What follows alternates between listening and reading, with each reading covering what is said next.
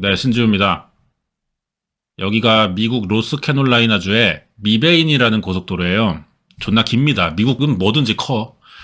1998년 9월 25일에 여기로 조경회사 직원인 케빈이라는 사람이 잔디를 깎으러 왔어요.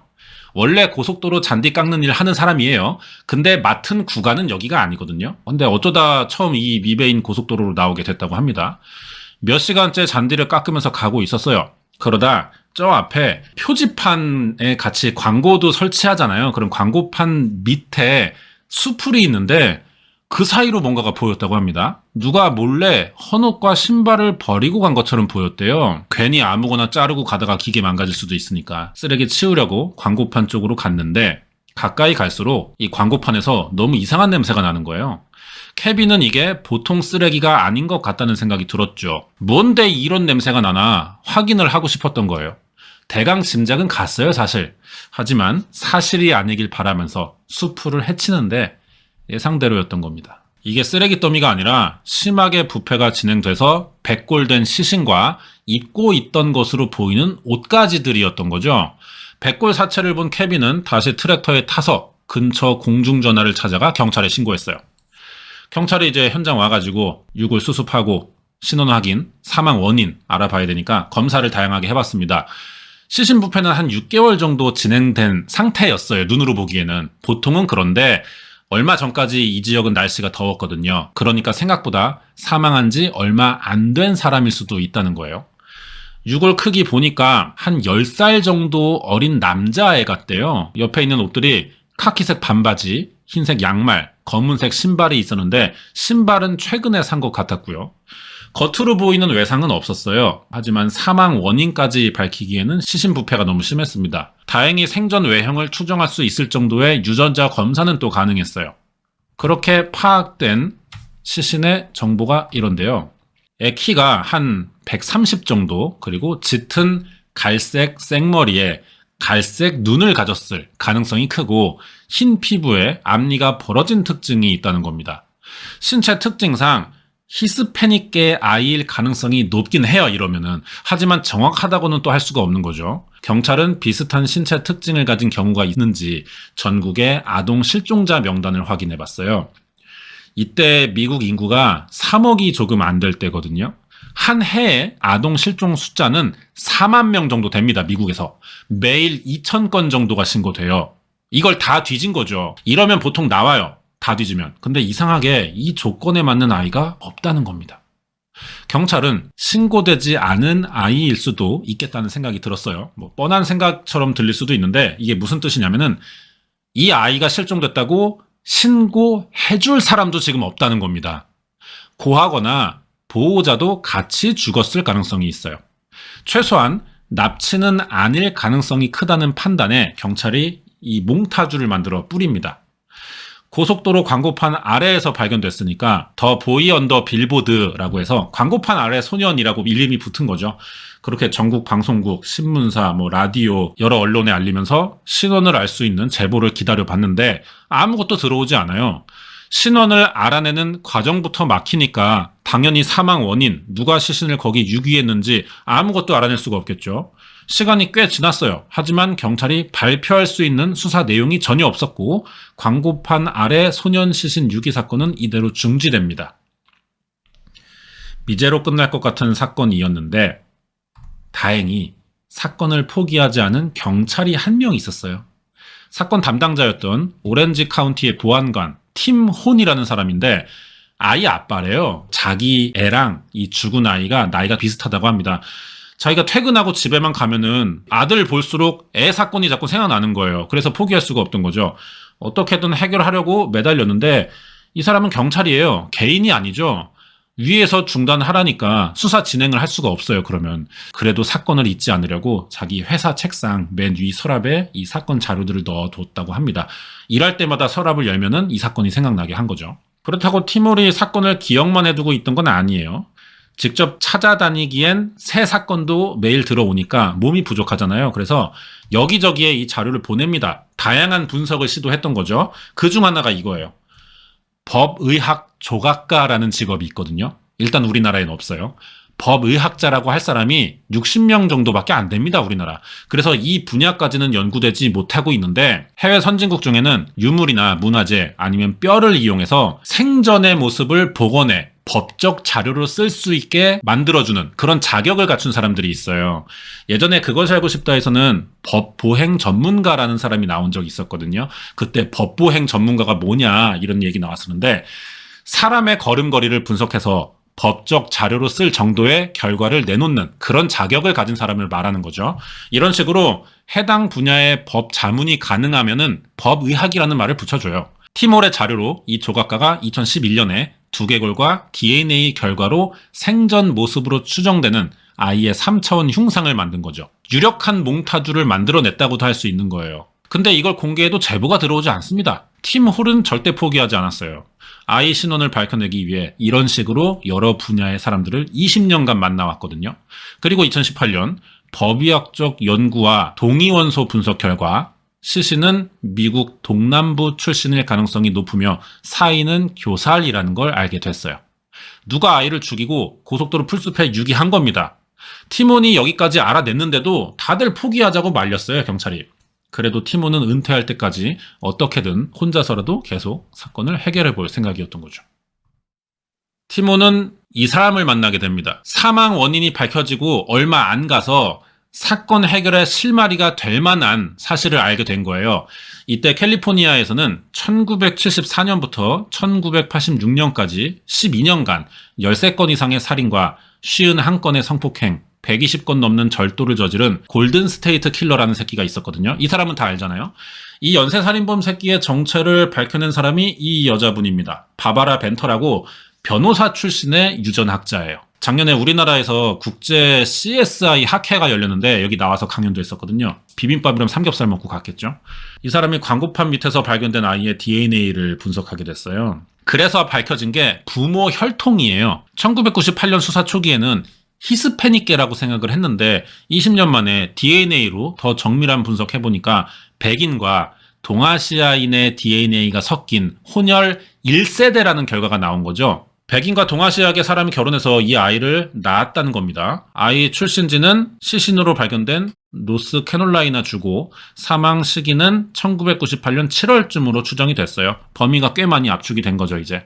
바바라 벤터는 골든 스테이트 킬러를 찾는 과정에서 엄청 많은 사람들을 만났습니다. DNA를 수집해야 되니까. 그 DNA들로 이 아이와 일치하는 사람이 있는지를 찾아봤던 건데 마침 자기가 만난 사람 중에 이 아이의 친척이 있던 거예요.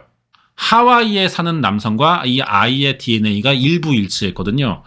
경찰이 그 남자에게 연락해봤어요. 20년 전에 연락이 끊긴 백인과 아시아인 혼혈 친척이 있는지를 물어봤더니 이 하와이 아저씨가 20년 전에 10살이었던 사촌과 연락이 끊겼다고 한 거죠.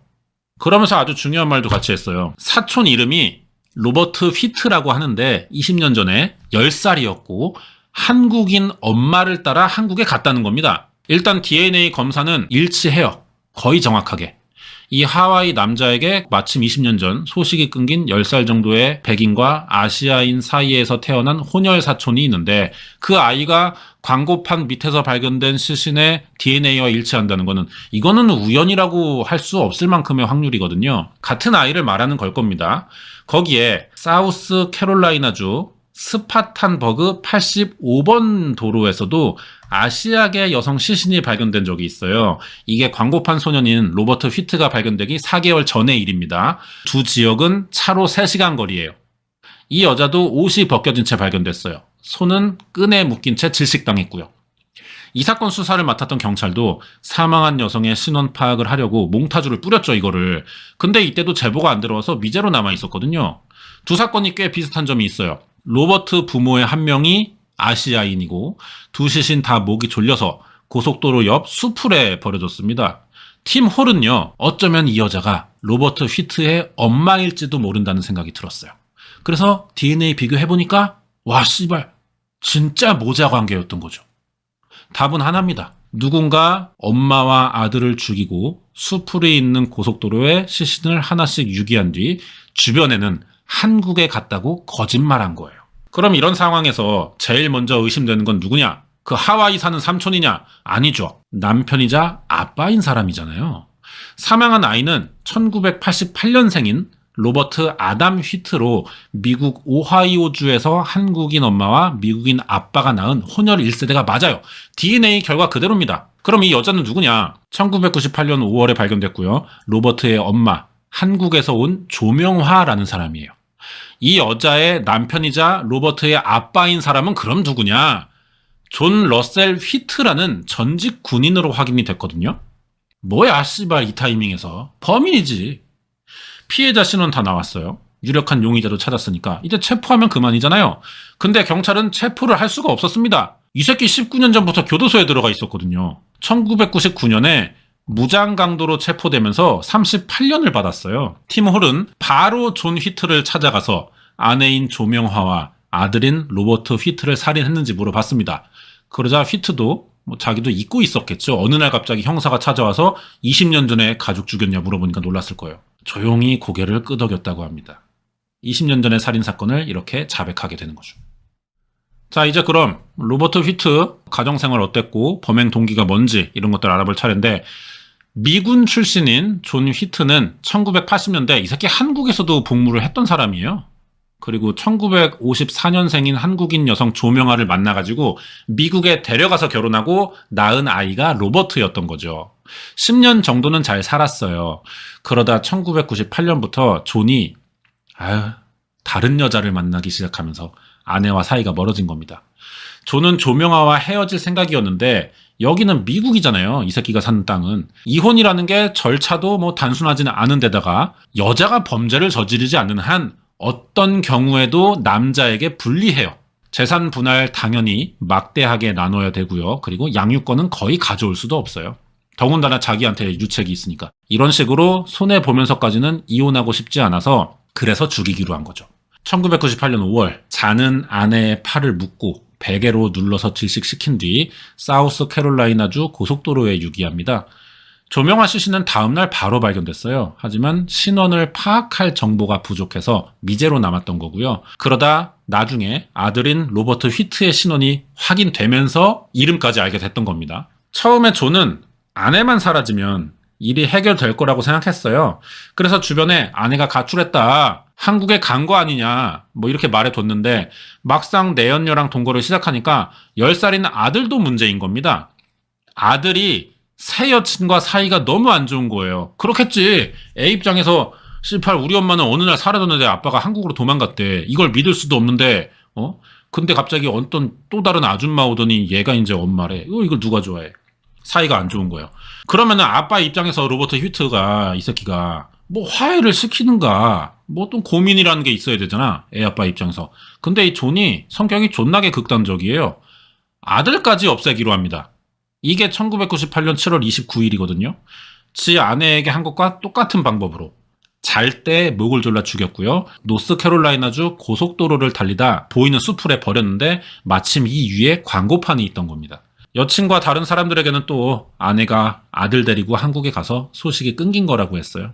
이게 사람들이 사라진 조명화와 로버트를 찾지 않은 이유고 여친도 전혀 몰랐대요. 거짓말이라고 확인된 건 아니라서 재판에서는 또 이 여자의 말이 인정되기도 했고요. 혐의 받지 않았습니다. 공범으로. 그리고 사건 1년 뒤인 1999년 존 휘트가 매사추세츠에서 무장 강도를 저질러요. 이걸로 체포돼가지고 교도소에 들어가 있던 거죠. 이제 모든 정황이 다 밝혀졌습니다. 자백도 했고요. 2020년 1월 5일 재판이 열리는데 여기서 존 휘트는 아들인 로버트 휘트와 아내 조명화의 2급 살인에, 왜 2급이냐면은 계획 살인이 아니라고 본 것 같아요. 계획 살인이 1급이거든요. 우발적 살해 내지는 준비되지 않은 살인, 충동적이었다 이런 게 좀 반영된 것 같은데 아무튼 2급 혐의 나왔고 그리고 2건의 시신 유기 혐의가 인정됐어요. 이렇게 26년부터 가석방이 가능한 32년형을 2번 선고받았습니다. 26년째부터 가석방을 할 수 있는 거죠. 32년 받은 앤데. 일찍 나와봐야 52년이에요. 그리고 가석방 거절되면 최대 64년 꽉 채워야 만기 출소할 수 있습니다. 여기에 이 새끼는 이미 강도죄로 2037년까지 살아야 됐었거든요. 그러니까 이 사건의 판결은 무장 강도로 형기가 끝나는 2037년부터 52년에서 최대 64년까지를 더 살아야 돼요. 나이가 공개되지는 않았는데 조명화가 1954년생이니까 사건 저지를 때쯤 한 50 됐었겠죠? 100살 넘어도 이 새끼는 못 나오는 겁니다. 감옥에서 뒤지라는 거예요. 재판 1년 전인 2019년 5월에 조명화와 아들 로버트의 시신이 이제 사건 내막 밝혀지면서 존의 여동생이 받았어요. 인도받고 화장해줬고 장례했습니다. 사망 21년 만이었고요. 영구미제가 돼도 이거 사실 이상하지 않을 사건이었는데 팀 홀이라는 이 양반이 팀 홀도 좋다. 오랫동안 사건에 매달리면서 해결할 수 있었던 거죠. 20년 만에 해결된 장기 미제 사건이에요. 광고판 아래 소년 사건은 여기까지고요. 끝으로 관련된 이야기 하나 더 하자면은 중간에 잠깐 나왔던 연쇄살인범이 있죠. 이 얼굴 다 알잖아요. 골든 스테이트 킬러라고 12년간 파악된 범죄만 살인 13번, 성폭행 시은 1번, 이런 씨발 새끼, 그리고 100번 이상의 절도를 저지른 미국을 떠나서 전 세계 역대급 미친놈이거든요. 이 새끼 잡히면서 놀랄만한 비밀도 하나 드러났었는데 이 사건을 제가 준비 중입니다. 다음 주에 알아볼게요. 오늘은 여기까지 하겠습니다.